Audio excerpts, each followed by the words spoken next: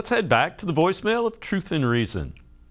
Yeah, this is John from Sandusky. Sunday's performance from the defense was absolutely horrible. Absolutely horrible, horrible, horrible. Joe Woods has been on the chopping block for the last 2 years. Go after Gregg Williams. Gregg Williams performed like a monster when we had him. We need a defensive coordinator like Gregg Williams to rule our defense the rest of this year and next year. We need Gregg Williams. Thank you for your time, and you have a great day.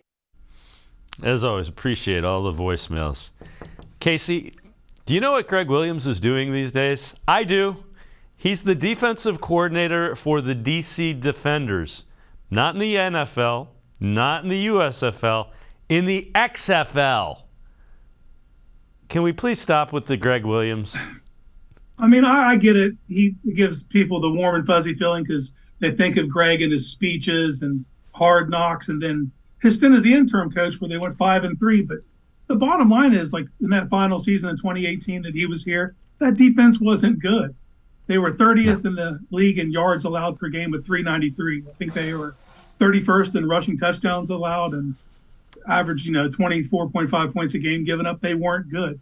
But it's the natural inclination, like, you go from one to an opposite. So this team went from a football guy as a GM with Dorsey to Andrew Berry. You went from a Freddie Kitchens to, Kevin Stefanski. So, like, Joe Woods is more of a laid-back guy, and they're not getting it done. So the natural inclination is go back to fire and brimstone, which is Gregg Williams.